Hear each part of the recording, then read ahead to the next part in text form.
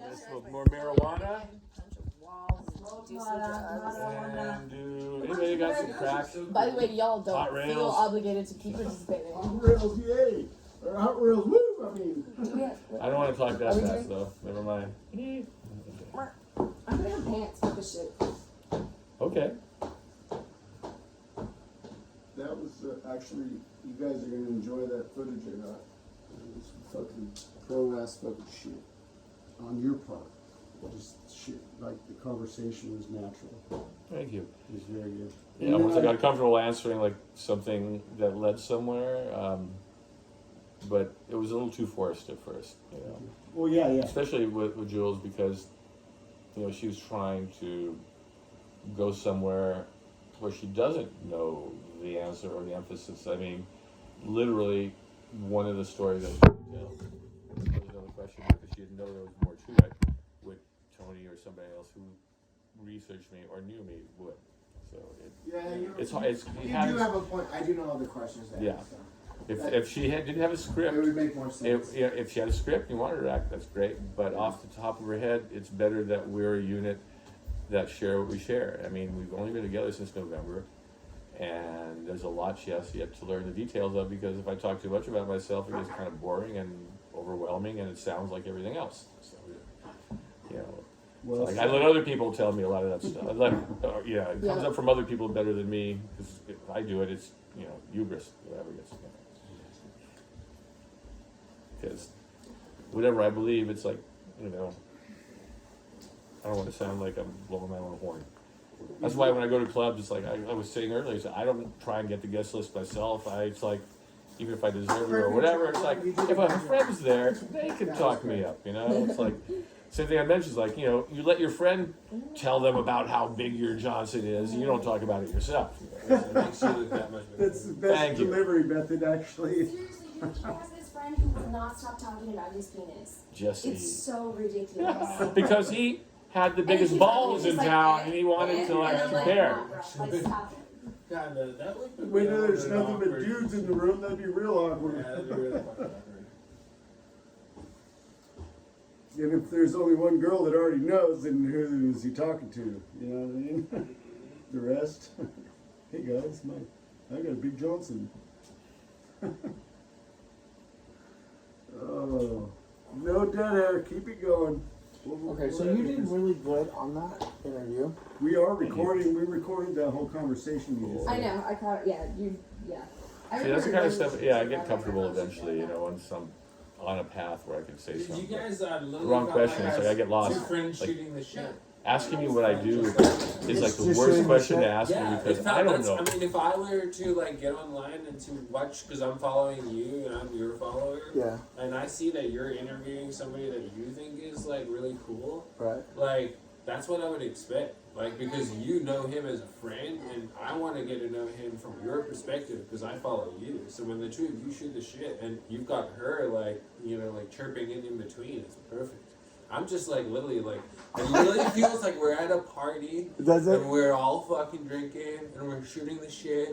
Like, you know, it's natural. Like, half the time, none of you guys were looking at the camera. None of you guys even thought of the camera. Like, it was just like this natural kind of like, Shooting the shit kind yeah, of thing. you know what I mean? Like, you guys were having a good time just talking to each other about, like, you would get so excited when Peter would say something, and then it was just like, you know, like, oh, no. You know, Yeah. like, that was real, you know? Like, I would get excited because you were getting excited. I'm like, what? No, I gotta hear about this. It's like, wait a minute, he's getting excited. Holy shit, what the hell is he talking Because you know what is interesting about me. Yeah, I do. From And I'm back your then, follower, and Jules remember? only knows it like in sporadic little doses, because again, it sounds like, you know, talking about yourself all the time from back then sounds like somebody talking about their old, you know, the days back then. I mean, last thing I want to do is live musically or physically or mentally in an era that's long past. That's gone. You know, if it comes up, cool, I'll fill you in. Gone. It's You evolved. shaped the entire city Well, of but it Sacramento. has evolved. It's, or it's, half, it's at least different. half the city.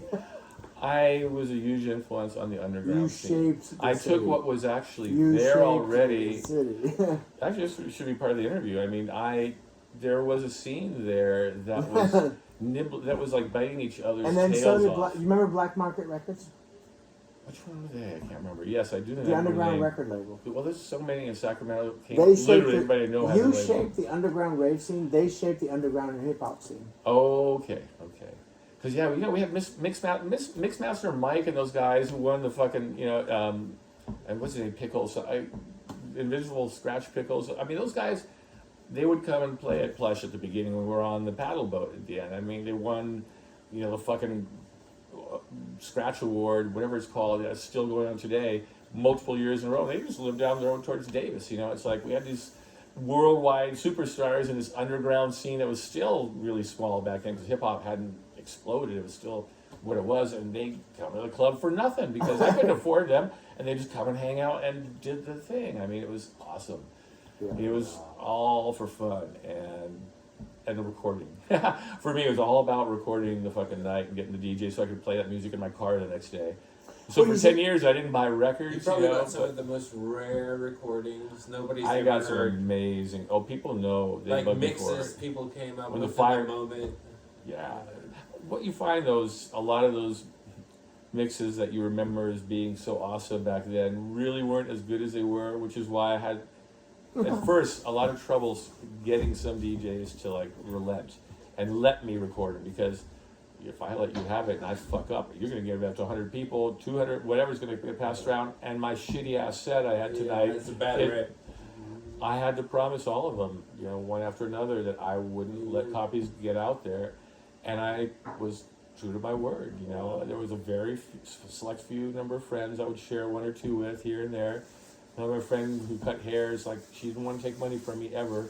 As a stylist, it's like, Peter, I just want a set for every time you come over. That was it. She was like ecstatic just to get a recording. And those DATs were in the trunk of my car when the fires were coming through. Besides my mom's insulin and some clothes, that crate of thousands of hours, it was in there ready to be saved. But those DATs are getting kind of old, and a lot of them haven't been transcribed to digital files. DATs only last so long, as a magnetic media. So far they're playing okay.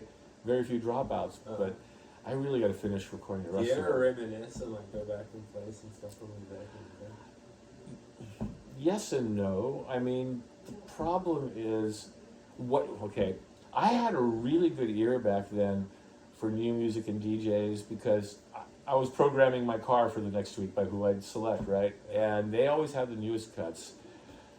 I'm stoned now. What was I going with that? What did you ask me before? I forgot. Reminiscing. I heard what are considered the hits, the stuff that initially drew us in there so often. A, by being in my own club throwing it and you hear other DJs, or B, going out.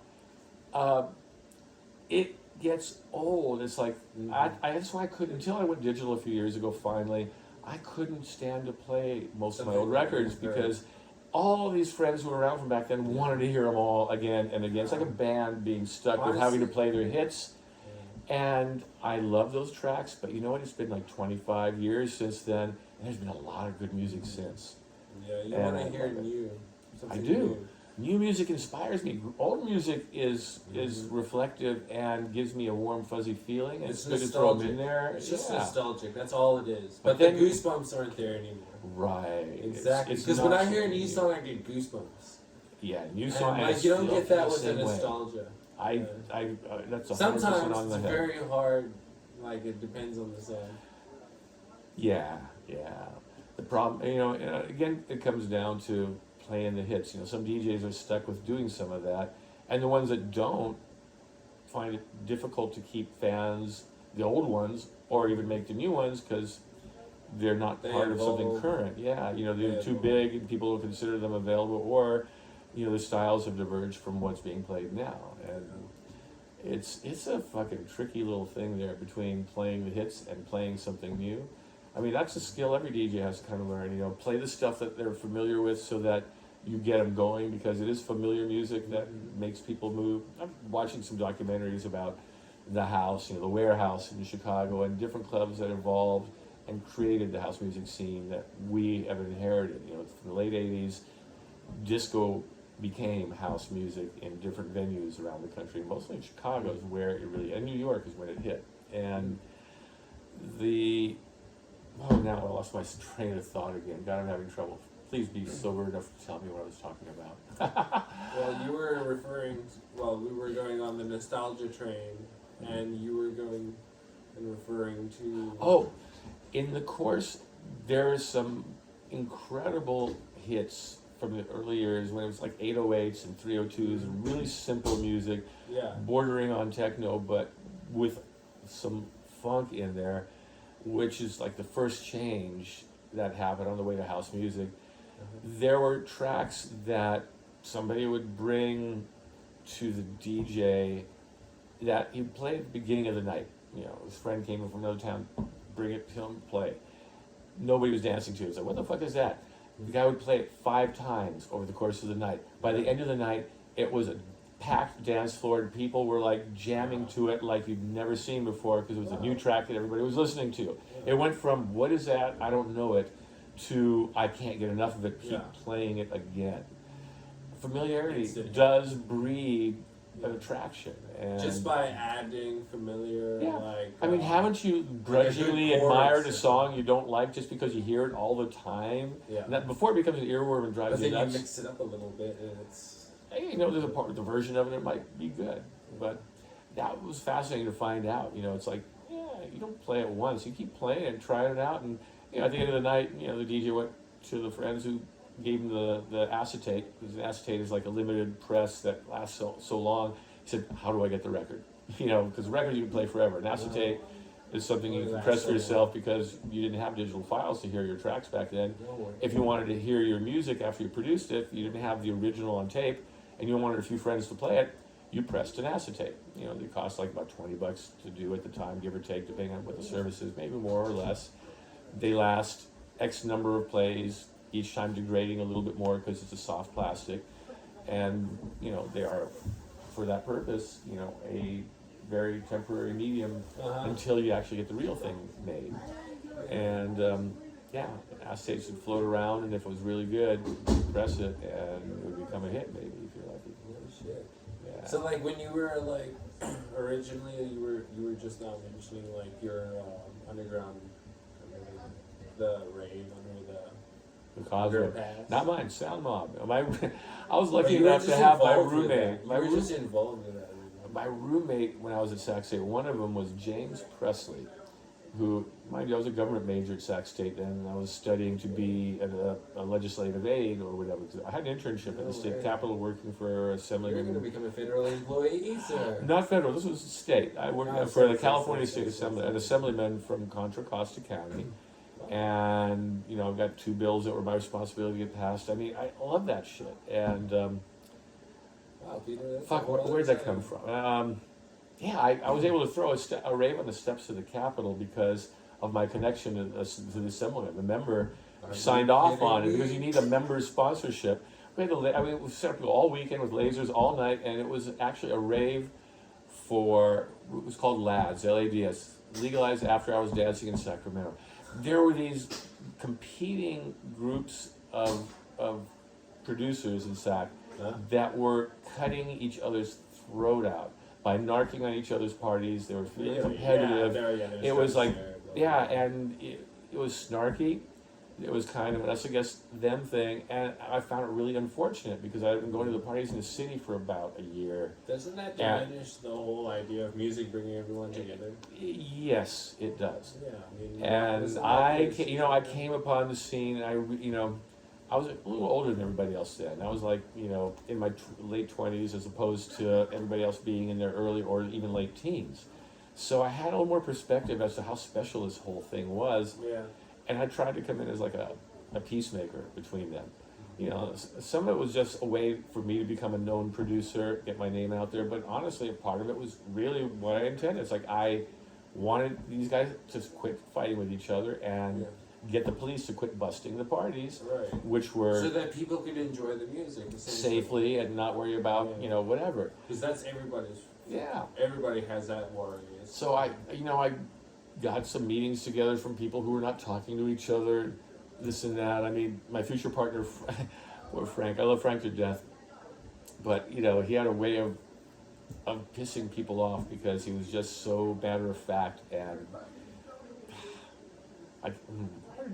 he was very handsome. And you met him in college? And he was that. College? Friend? No. Part of the scene. He was just one of the promoters throwing parties, and you know, I fell in with him and Chris Burks, who became a dear friend of mine, and the three of us did Ooga Booga together. And it was that partnership. It's almost like yin and yang. You know, it was a good cop, bad cop. Frank would be the bad cop. I was the good cop, and Chris was, you know, the DJ, the musically oriented, talented The three workhorse with the musketeers. sounds. Yeah. And each of us had our own following by that point for different reasons, and it was like a bringing together of, you know, opposites, and it literally, I Bring mean, the camps together. it's we've been called, if not the best, you know, club ever Sacramento had, as the equal to the best clubs that have And ever this was been there. Plush? Not Plush, that was Ooga Booga, which Ooga lasted Booga. a blazingly wonderful 2 years. You know, starting off in the basement of an Art Deco skyscraper in downtown Sac, where we're underground, and there's doorways that lead to God. tunnels under In the a city basement? that you could sneak under the streets of the city, because Sacramento, like, was it Portland or Seattle, was built upon the lower level. No, And so there's an underground city that exists with doorways to the Woolworths and everything. Yeah, Some are what? still open, some are not, and the city was built over it. Another- Woolworths, you know that's a term I haven't heard in like since South Africa. Really, you still have them out We there? still have Woolworths. Wow. Woolworths is still everywhere else, by the way. But here, it's a shame. You guys lost Woolworths. Yeah.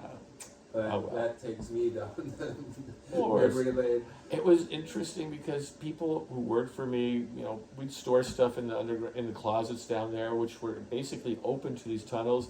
So there were friends of mine that would like skulk off bootleggers. into them, and one of my friends worked for Music Circus. He was like the warehouse and costume and parts director. He was in charge of all their props and had access to the warehouse. He had actually keys to all these things in Like Sacramento a skeleton key? because Music Circus had this shit everywhere, and so he had like a huge keychain that would open these gates and doors that were underground to keep people from going That where it's is not the supposed to be. coolest.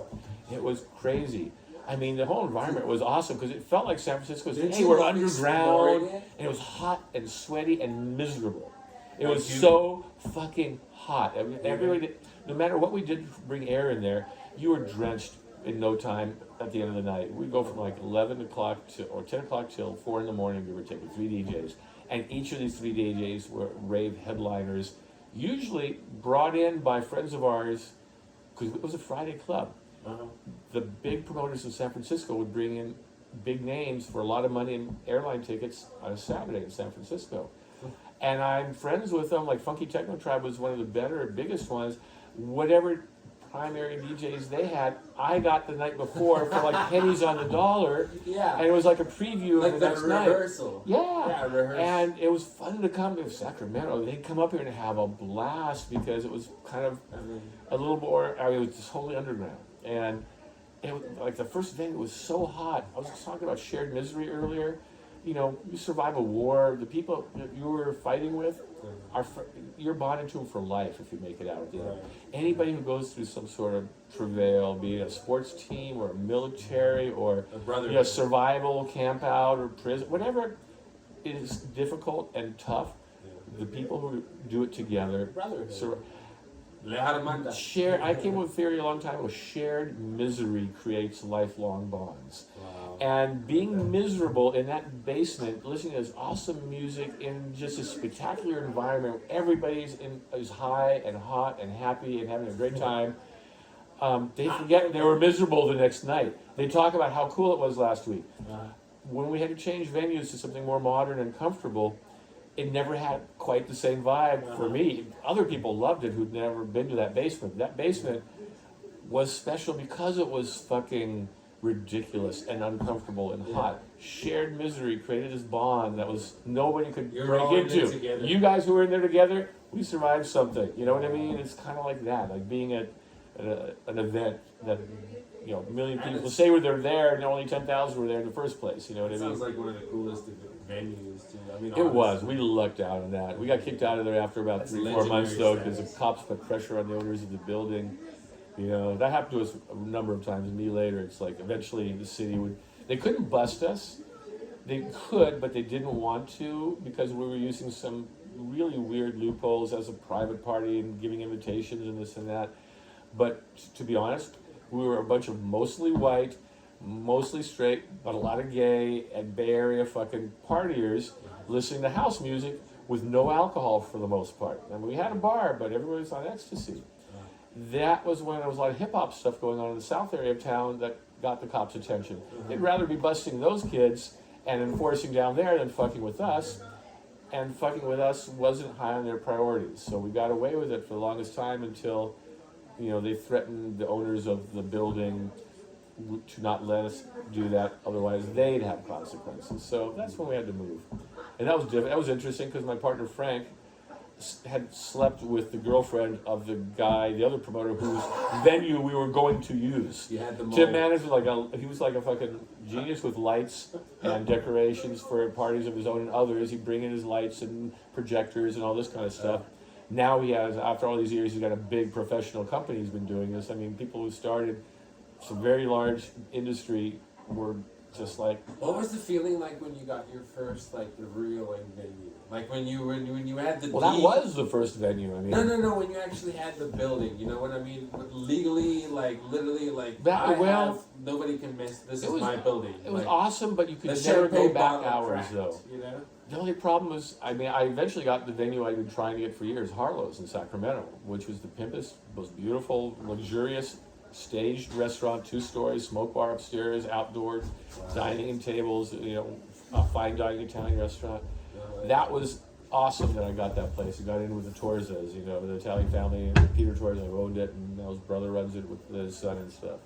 Idea. Yes. Peter Torza. Everything I've been talking about, you should have recorded.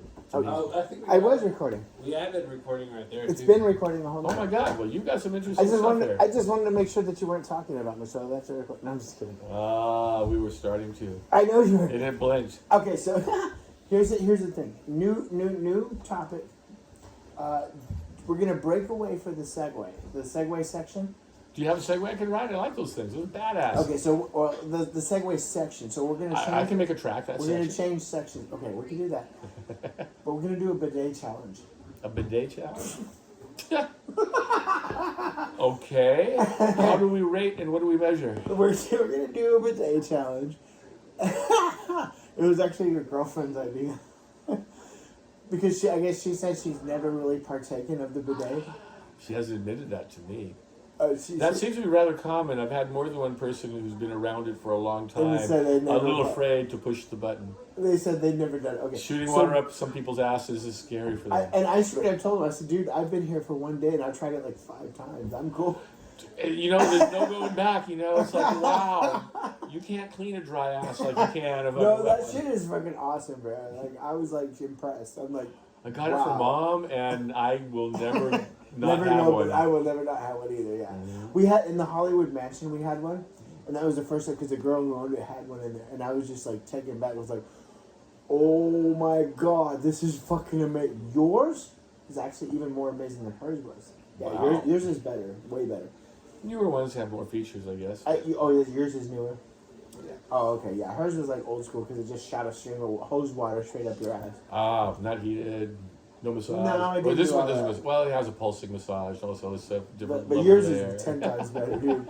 So I was like, I've done yours 5 times. I've gone for a ride for 5. I feel like I need to buy tickets. You're intimately involved. I should put at least a coin op in there. That's a bathroom worth paying a quarter for. It is, right? I'm like, dude, that's fucking awesome. You're clean, you're healthy, and it fucking feels good. And you're conserving paper. Sold, I'm done. Yeah. Conserving paper. And you're conserving paper, you win. When the paper shortage hit, I had already gone to Costco to get my huge supply a couple of weeks before, and I had MRSA, an infection for a few weeks, it laid me up, so I couldn't go out much. So when the pandemic really was starting to roll, I didn't sweat it too much. I had a lot of toilet paper, and the thing lasted, but that just meant I didn't go out shopping for it until way late, when the shortage was legitimately I couldn't find anything. No matter, I had friends of mine who were escorts who were bringing me toilet paper from the hotels that they were working at, just so we could have toilet paper. Are you serious? I'm serious. Any of my friends in a hotel, and how many people use the hotel regularly. You know, they bring it by, thankfully. You know, favors. Are you up for the bidet shower? They're serious. The bidet challenge? Are you up for the bidet I'm a challenge? master of the bidet. What do I need to have challenged? I mean, what's the contest? Okay. So Noah How- hasn't tried it. Oh, So he says. okay. Do we put like a camera to watch how clean Your it gets? girlfriend says she hasn't tried it, so she says. Wow. I did not know Okay. that. I've done it. Have my roommates tried it? I've never asked the two of them. I don't know. Jules But- and I have talked about it a few But times. this is the bidet. This is why we're having a bidet challenge, because Okay. everybody seems to like say they haven't tried it, but they are willing to try it tonight on camera. Squatting Yeah, and I'm not shitting you. neither will they in public. I mean, on camera. Okay. So That's an everybody's interesting gonna have to do it. concept. Oh, that's the driveway alarm. Anybody coming up and down, that will happen. Luckily, that didn't happen. We're online, on the air, so to speak, recording. So that's I'm Are down you with up for whatever. Yeah. all right. We're really gonna do that as Do you like mozzarella sticks? I'm gonna toss them in a I deep do. fat fryer. Yeah, I do. Okay. So as an intermission, we're gonna do. We're also gonna cut to you doing some DJ stuff. Okay. That's a nice. Okay. I'm down. No, I'm. And then I'm we'll down. go back to the interview. Okay. All right, cool. Awesome. That's our plan. So I'll go tell them that it's a go. I need to re-up on my marijuana and alcohol. All right, please do. All right. Guys, if you call, let me know.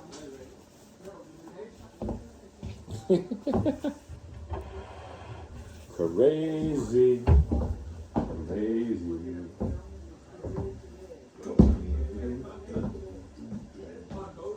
My brain is hazy. There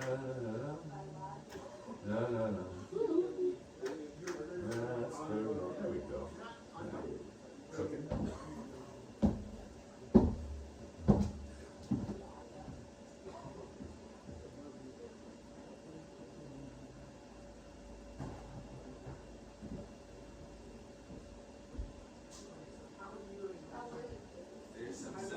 I remember. I already had some salad today at lunch, so. There's another big salad that hasn't been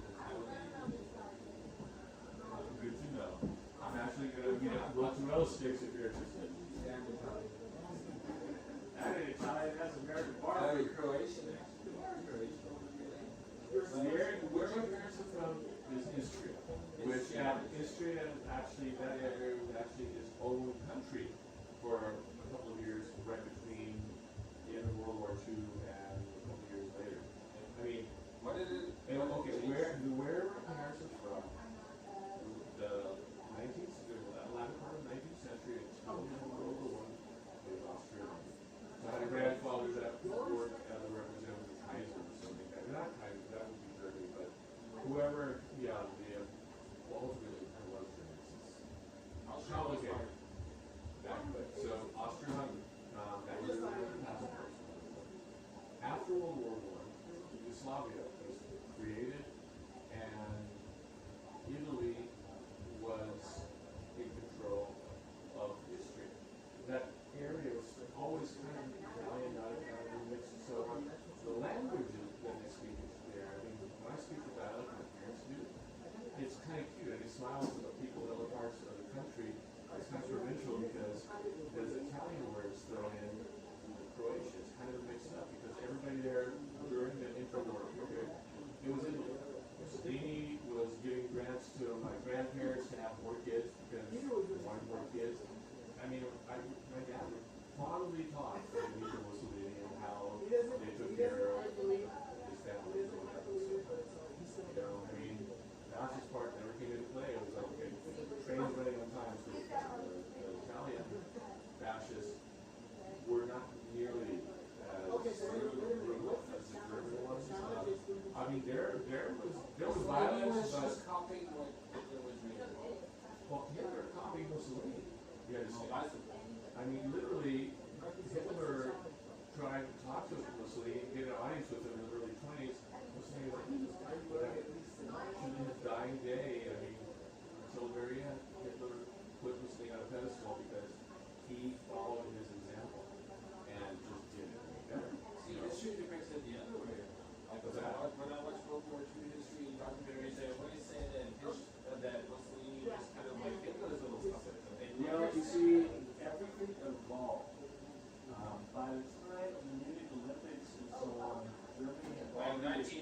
embarked on a path of demilitarization. There were so many things that, yeah, by that point, and I think the Spanish Civil War kind of proved that they had a military that was capable. And then at that point, the Italians, Mussolini felt like he had to follow Hitler's footsteps because Hitler was like winning these wars here and there. He had to do it too. So the pendulum swung, but in Hitler's mind, it was like still somebody that I mean, that's why he had Mussolini rescued the first time he was overthrown. You know, he had a fucking commando raid to where Mussolini was in prison and broke him out and brought him away. He saved him the first time. You know, later, caught again towards the end of the war and strung up with his mistress. It's literally to his dying day, he lived up to him as someone that got really started. You know, it's like very influential, basically. Yes. And that area of history again, my parents always considered themselves Italian. In fact, they spelt my mom's maiden name is Ramovich, but during the Italian reign, it's spelled with CH, the Italian way. Before when it was Austria-Hungary, and later when it was Yugoslavia and Croatia, my cousins and relatives who were born in that era spell it with the C and the symbol for the CH sound. So I've got relatives who are all brothers, sisters, aunts, uncles, grandchildren, who spell their last name differently depending on which era they were born in that era. In that area. History, with an I-S-T, yeah, you look at the map, it's on the other, I mean, the coastline on the other is so beautiful. It's warm, it's blue, and it's not polluted on the other side. Italian coastline was dirty. When I was a little kid, we were there. It was like San Francisco. It's nasty, overrated compared to these guys. And then you want to go to the Aegean. Really, I've seen pictures down in Greece. Oh yeah. No. Like, I've seen Mykonos movies. is great. I definitely would want to go someday. Well, long. I do, yes. Okay, I fast already. Sorry. Alexa, play. Shine, pussy, shine. Viens, pussy, viens. Oui, pussy, oui. Ta pussy, my pussy is famous.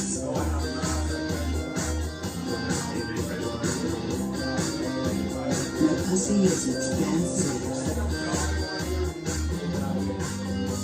She's fabulous, she's famous, and magnifique, c'est fantastique. She's fabulous, she's famous, and magnifique, c'est fantastique. She's fabulous, she's famous, and magnifique, c'est fantastique. She's fabulous, she's famous, and magnifique, c'est fantastique. My pussy, my pussy, my pussy, my pussy, my pussy, my pussy, my pussy, my pussy, my pussy, my pussy, my pussy, my pussy, my pussy.